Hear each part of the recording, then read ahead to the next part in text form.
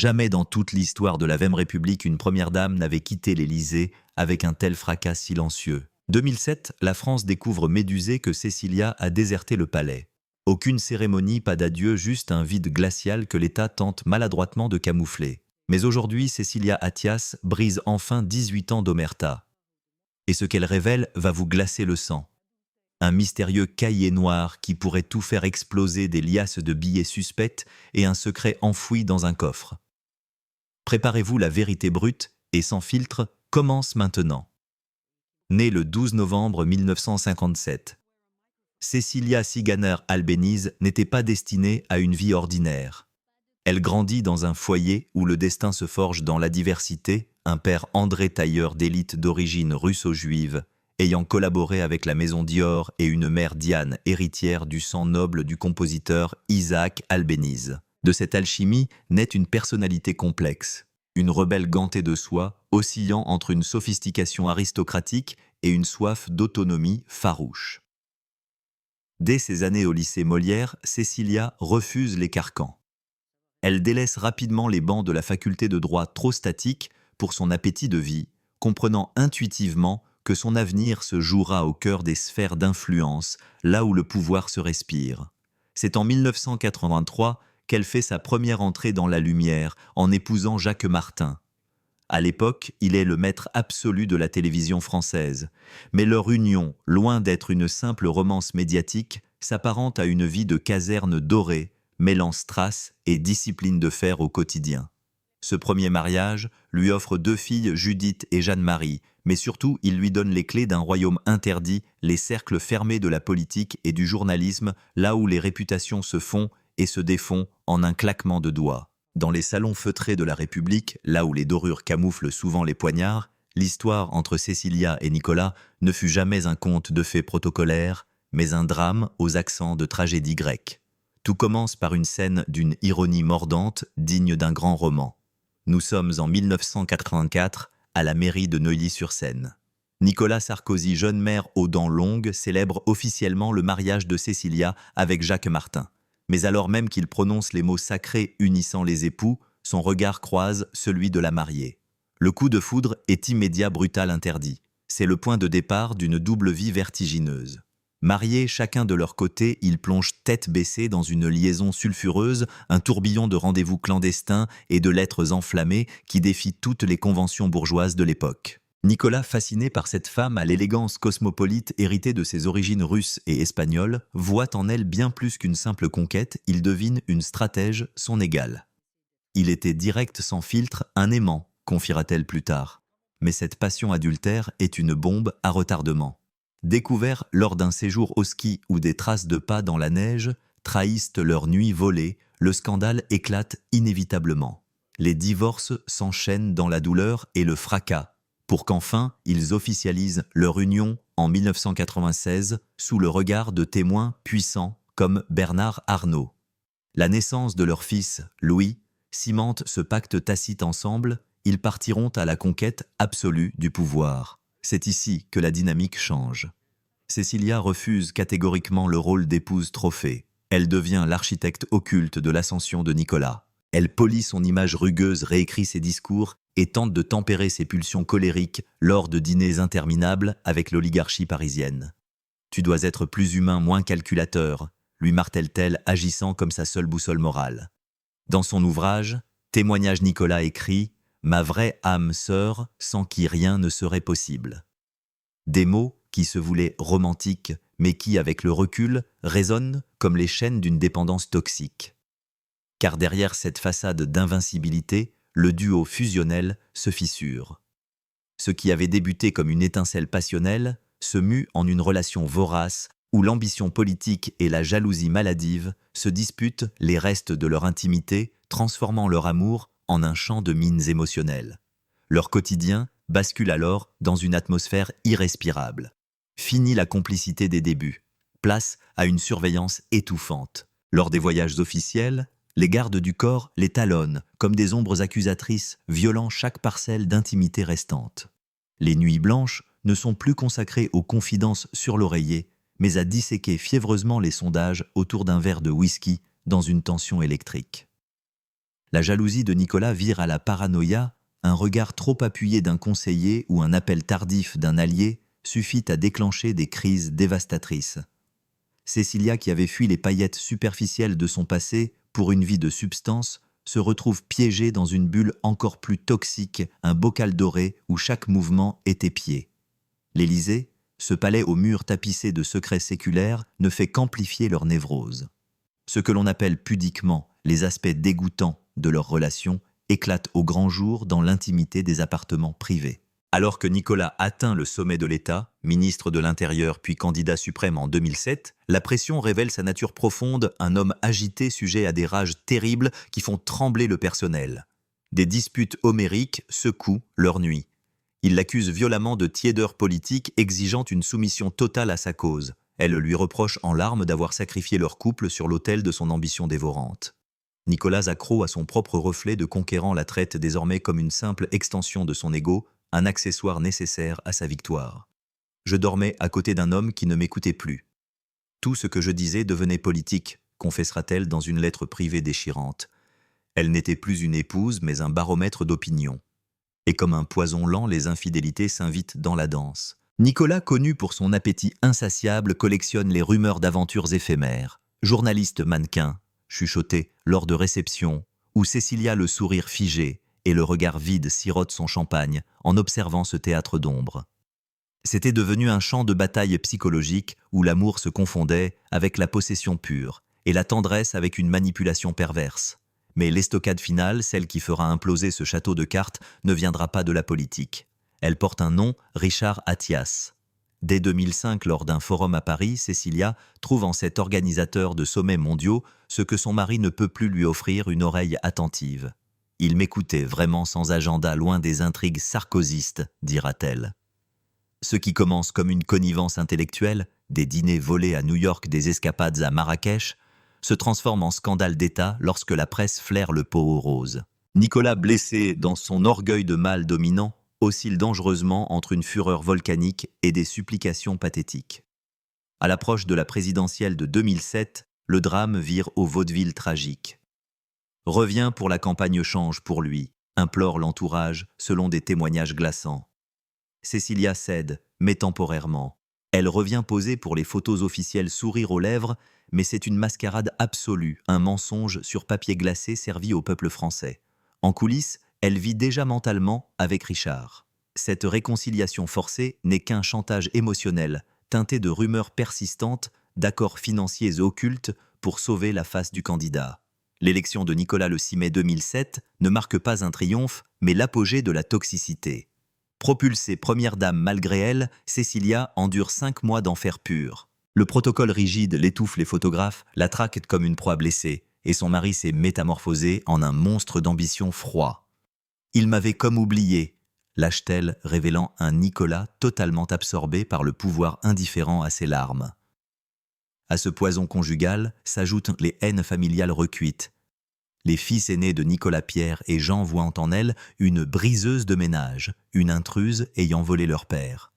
Il n'y a rien de pire que les enfants de l'autre, rétorquera-t-elle amèrement face à cette guerre froide domestique qui transforme les repas dominicaux en champs de bataille. L'isolement devient total en juillet 2007 lors de l'affaire des infirmières bulgares.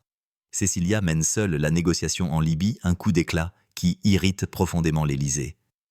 Madame fait sa propre politique, ironise la presse. Elle comprend alors qu'elle n'a plus sa place ici. Et Nicolas, l'homme le plus puissant de France, subit impuissant ce naufrage qu'il n'a pas initié. Vous vous rendez compte, élu en mai, divorcé en octobre, confiera-t-il bien plus tard, la voix encore tremblante. Le 18 octobre 2007, le couperet tombe au tribunal de Nanterre, divorce par consentement mutuel. Sans fanfare, juste un communiqué laconique qui laisse la France stupéfaite. Cécilia s'éclipse par une porte dérobée, emportant avec elle non seulement sa liberté, mais aussi les cicatrices indélébiles d'une relation qui l'a consumée jusqu'à la moelle. Loin du tumulte incessant des intrigues parisiennes et des regards inquisiteurs qui l'avaient tant fait souffrir, Cécilia fait le choix radical de l'exil. Mais, ne vous y trompez pas, il ne s'agit pas d'une fuite honteuse, mais d'un exil royal, une renaissance savamment orchestrée. En mars 2008, elle scelle son destin en épousant Richard Attias au cœur du Rockefeller Center de New York. Ce lieu n'est pas choisi au hasard, il incarne la puissance, la verticalité et la modernité, tout l'opposé des couloirs poussiéreux et chargés d'histoire de l'Élysée. En disant oui à Richard, elle opte délibérément pour une existence à des années-lumière des orphanés de la République française. Fini les corvées protocolaires, les inaugurations de ronds-points sous la pluie et les sourires de façade imposés par les conseillers en communication. Son quotidien a changé de dimension.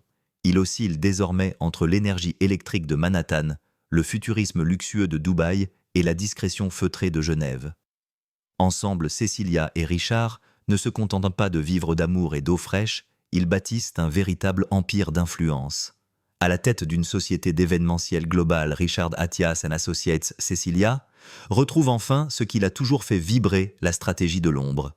Mais cette fois, c'est pour elle et les siens. Elle excelle dans l'organisation de sommets mondiaux exclusifs comme le New York Forum, où se croise l'élite de la planète des chefs d'État en exercice aux patrons du CAC 40 et aux visionnaires de la tech. Elle n'est plus et ne sera plus jamais l'ex-femme de. Elle s'est métamorphosée en une partenaire d'affaires redoutable et respectée, gérant, avec une main de fer, un patrimoine personnel estimé aujourd'hui entre 20 et 25 millions d'euros. C'est une revanche éclatante sur ceux qui la disaient « finie », mais une revanche silencieuse savourée à froid. Pas de luxe tapageur, pas de couverture de magazine People, pas de scandale inutile. Cécilia fuit les excès vulgaires pour cultiver un anonymat de grand standing, le fameux « quiet luxury ».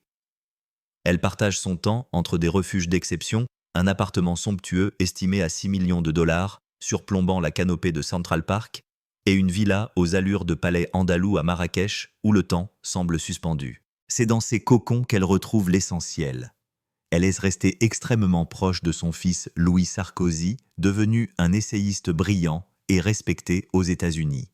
Loin des caméras, il savoure des repas de famille où la parole est enfin libre. La politique française y est évoquée, mais comme un lointain souvenir souvent critiqué pour sa superficialité et sa violence, un vieux monde qu'ils sont heureux d'avoir quitté. J'ai arrêté de m'excuser, on a trop parlé à ma place, on m'a trop inventé des vies qui n'étaient pas la mienne, confie-t-elle en privé. Aujourd'hui, en 2025, à l'âge de 67 ans depuis sa terrasse, surplombant les eaux calmes du lac Léman, elle apparaît transformée. Apaisée, sereine, presque intouchable. Lorsqu'elle accepte enfin de briser le silence sur l'antenne de TF1 après 15 années de mutisme absolu, le public découvre une femme nouvelle. Ce n'est pas avec amertume ou colère qu'elle s'exprime, mais avec une lucidité chirurgicale qui force le respect. Le pouvoir dévore ce qu'il touche, il brûle les ailes de ceux qui s'en approchent trop, dit-elle en évoquant Nicolas avec une empathie distante, celle d'une survivante. Elle a gagné la paix de l'âme, c'est indéniable. Pourtant, son regard fixe face à la caméra trahit une dernière vérité que personne ne peut ignorer derrière ce silence élégant, elle sait des choses. Elle détient des clés de compréhension que l'histoire officielle a préféré gommer, et cette retenue est peut-être sa plus grande victoire. Mais si Cécilia a pu tourner la page avec une telle sérénité apparente, c'est peut-être parce qu'elle détient une assurance vie d'une valeur inestimable. Ce secret porte un nom qui fait encore frémir les initiés de la Sarkozy, le cahier noir. Souvent qualifié de légende urbaine, cet objet est pourtant l'un des éléments les plus intrigants et persistants de son passage éclair à l'Élysée. Bien que son existence n'ait jamais été officiellement confirmée, il hante les mémoires comme une épée de Damoclès suspendue au-dessus de la tête de l'ancien président. Ce n'est pas un simple journal intime d'adolescente, c'est une arme silencieuse, une bombe à retardement potentiel, capable d'ébranler les fondations mêmes de la Vème République. L'histoire de ce carnet naît au cœur des tensions paranoïaques de 2007. Alors que Nicolas accède au trône, Cécilia, conseillère de l'ombre, devenue première dame, malgré elle, se sent assiégée. Isolée et méfiante envers les courtisans qui changent de visage selon le vent, elle aurait commencé à noter. Selon des sources proches, citées dans des enquêtes, comme Cécilia la face cachée, elle glissait ce petit carnet relié de cuir noir dans son sac Hermès lors de chaque réception, chaque dîner d'État. Un ancien collaborateur décrit une Cécilia aux aguets qui, entre deux coupes de champagne, murmurait à Nicolas « Note ça, ça pourrait servir ». Mais très vite, ce qui devait être un aide-mémoire politique serait devenu un registre des compromissions. Le contenu présumé de ce carnet alimente tous les fantasmes. Il ne s'agirait pas seulement de commérages mondains, mais de secrets d'État brut. On parle de listes de noms politiciens véreux, hommes d'affaires opportunistes, journalistes complaisants. Des témoins anonymes évoquent des annotations manuscrites d'une précision chirurgicale sur des échanges entendus dans les couloirs du pouvoir. Un passage cité par un journaliste du Point glacerait le sang. Une telle promet 500 000 pour la com en échange d'un poste à l'intérieur. Cécilia aurait consigné les promesses verbales, non tenues les trahisons en temps réel, dressant la cartographie d'un monde où la loyauté s'achète et se vend. Mais le plus sulfureux réside ailleurs. Le carnet contiendrait les coulisses de l'affaire libyenne. Lors de sa mission commando à Tripoli en juillet 2007 pour libérer les infirmières bulgares, Cécilia a vu ce que personne d'autre n'a vu. Elle a négocié les yeux dans les yeux avec Mouammar Kadhafi. A-t-elle noté des détails sur des accords voilés, des contreparties financières occultes, des conversations sur le financement de la campagne de 2007 ? C'est la grande peur de l'ancien monde. Ce carnet rédigé d'une écriture fine et serrée serait le seul témoin muet de pactes inavouables. Cécilia n'en a jamais publié une ligne. Dans son autobiographie, elle évoque un journal de bord mental, une litote, pour ne pas effrayer la bête. Mais son silence est peut-être sa plus grande force. En ne révélant rien, elle laisse planer une menace perpétuelle, protégeant sa nouvelle vie par la dissuasion. Le cahier noir reste le fantôme de l'Élysée, la preuve ultime qu'elle n'était pas une simple spectatrice, mais la gardienne des secrets les plus inavouables d'une époque révolue. Cécilia Attias aura traversé le ciel de la politique française comme une comète entrée par passion, sortie par révolte. Elle laisse derrière elle un vide sidéral que les dorures de l'Élysée n'ont jamais su combler.